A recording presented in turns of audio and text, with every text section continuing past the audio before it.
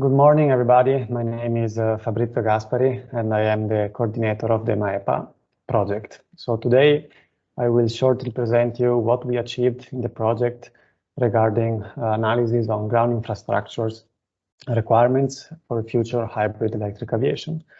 Before talking about this, let me first introduce what is the project itself.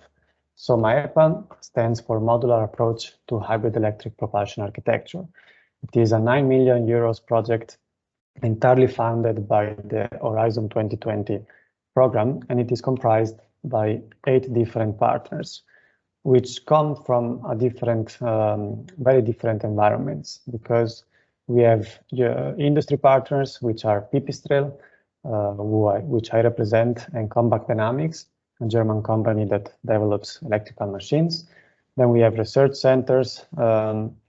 In particular, we have the DLR, so German Aerospace Center, and their spin-off H2Fly, which is handling the hydrogen aircraft. And then we have 4 different partners coming from the academic world, because we have the University of Delft, Ulm, Maribor, and Polytechnic of Milano. So you can understand already from this slide that MAHEPA has quite a big amount of research and innovation, and also partners come from a quite different environment. Which are the objectives of the project? So the main objectives are the following. First, it is to advance 2 different variants of a serial hybrid electric propulsion architecture up to TRL, so technology readiness level 6, so at a level of a prototype, of a working prototype. Then we don't just stop here, because we want to fly these 2 different powertrains. So the 2 powertrains are actually flying on 2 different aircraft. So on the one you see on the top, it is a Pipistrel Pantera aircraft. We integrated a hybrid electric powertrain, which is based on an internal combustion engine coupled to a battery system. And this aircraft is about to fly in the next months, in 2 months.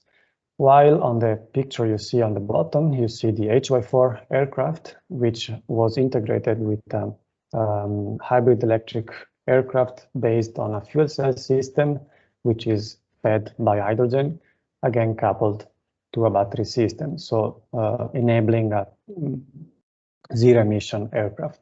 And this HY4 aircraft performed its flights in November 2020, so it already flew, and you can see the results on the MAHEPA website. Then we don't stop here, but we are performing a lot of other activities in MAHEPA, which are basically scalability studies. So we want to understand how the MAHEPA technology and concepts could actually be used on future hybrid electric aviation. We believe, in fact, that MAHEPA is just a starting point. And in particular, we perform different analysis and assessment on the short-haul demand estimation and how this possible new market could affect the ground infrastructures of airports. So I will then present some results on these 2 particular aspects.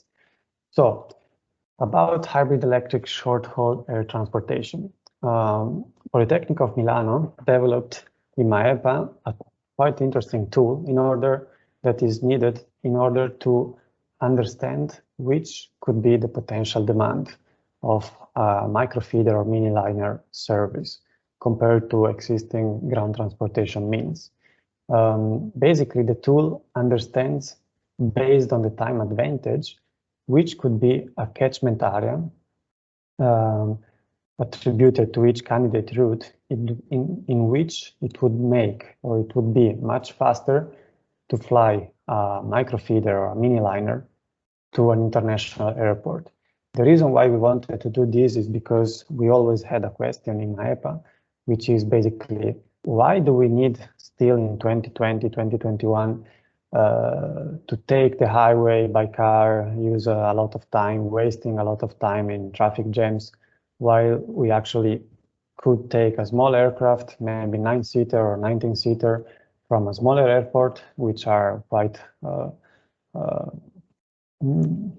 useful and they are available in Europe, and fly to a bigger airport where we could catch an international flight, maybe to attend a conference like this, if it was not online. So in order to answer this question, Politecnico developed this tool in which you can see the result here, which is basically an area in which it is faster to take a small aircraft,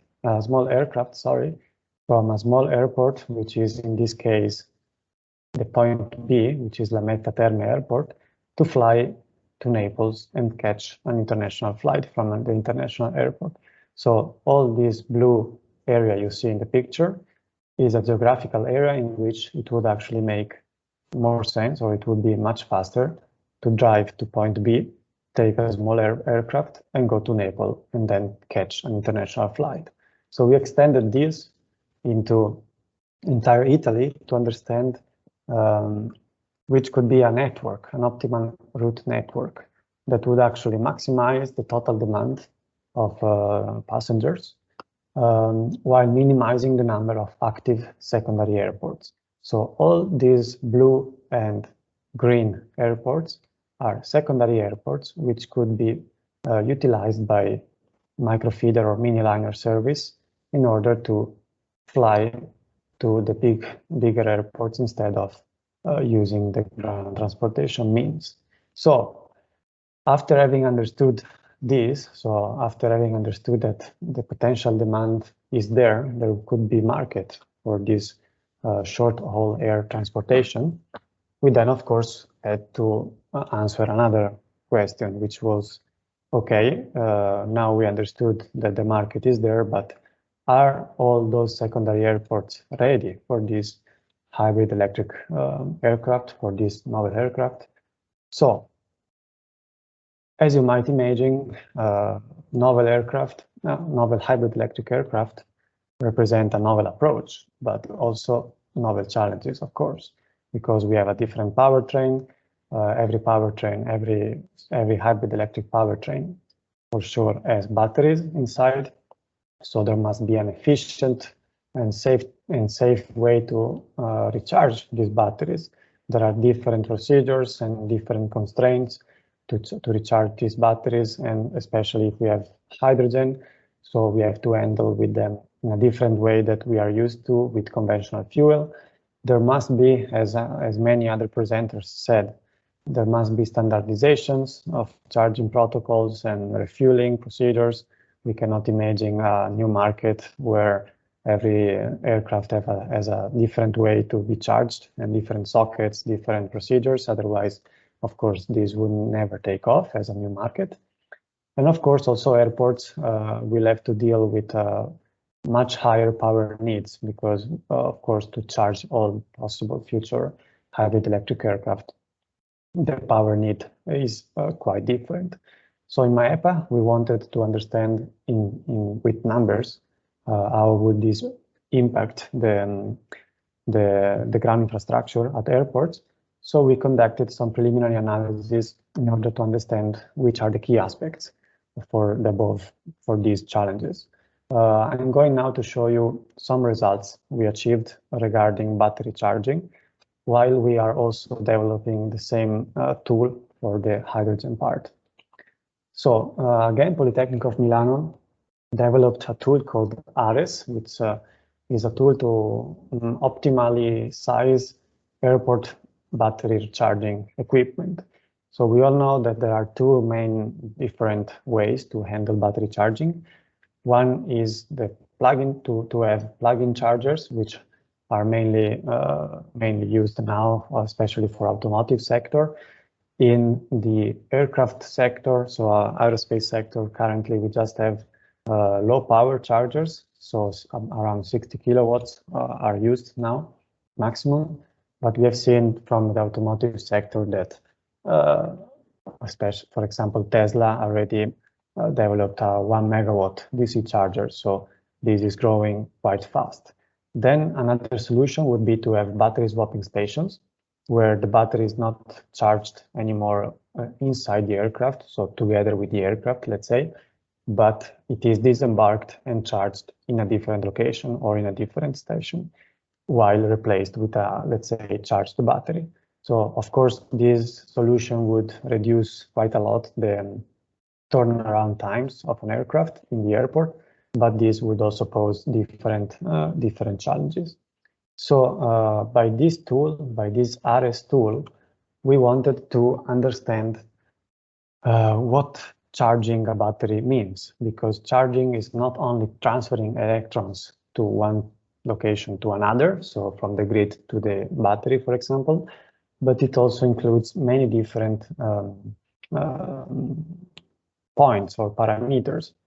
So basically the tool tries to minimize this objective function J, which is represented in the slide, that takes into consideration all the possible parameters that are included in the battery charging process, from the electric energy cost, which could vary depending on the time of the day and the associated electric power cost.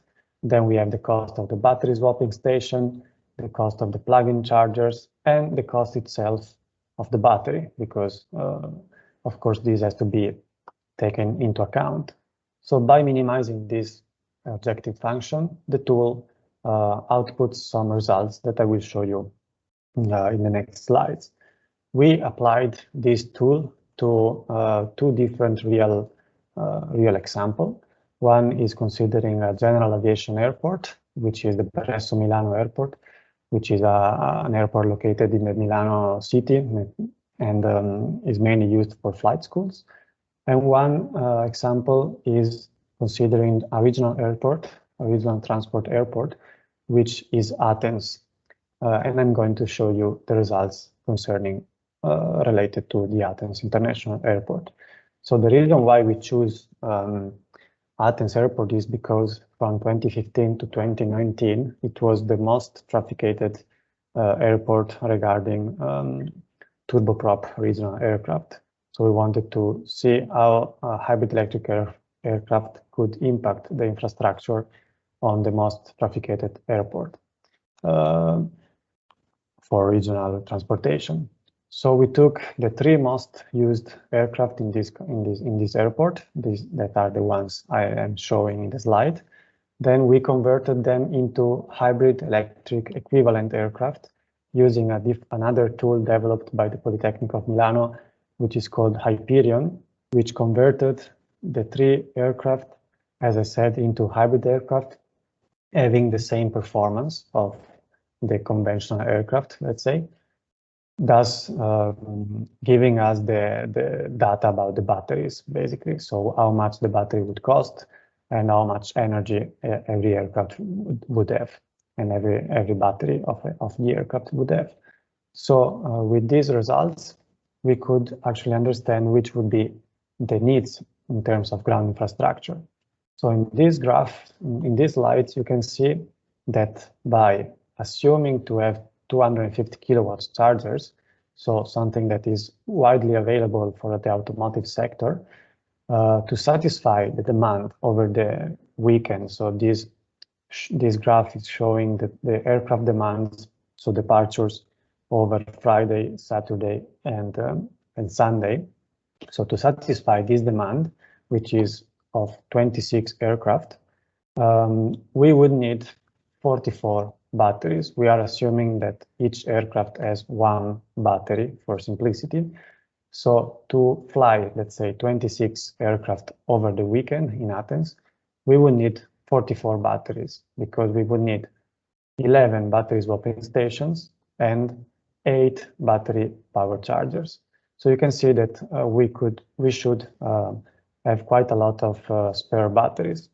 But if we could use 1000 kilowatt chargers, which again is something that Tesla is already using for their mega chargers, then the results are quite different. So in the graph above, you can see the electricity consumption over the days.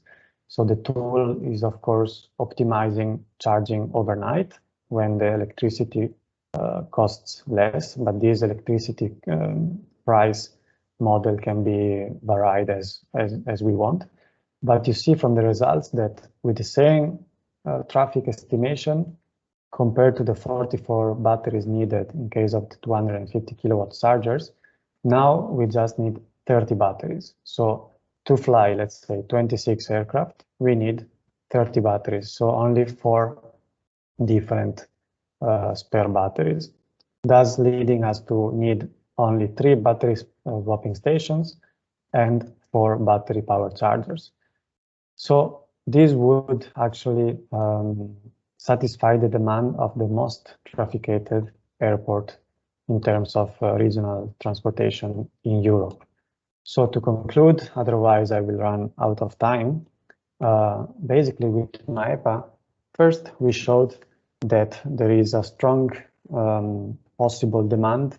So we estimated the possible demand of a short-haul transportation and all the benefits, all the areas in Italy, for example, but this can be extrapolated to the entire world if you want, that could benefit from this new transportation. And then we are also showing, with the latest results I showed you about Athens Airport, that already current technology would make this novel short-haul transportation possible. We are not talking about science fiction. We are just using powerful chargers, which are mainly already available in the automotive sector, that could already make this possible. And then the same results, the same studies, not same results, are being conducted on hydrogen and showing things that are quite similar to this. So of course, this cannot happen overnight. It needs quite a lot of things to be solved, many challenges.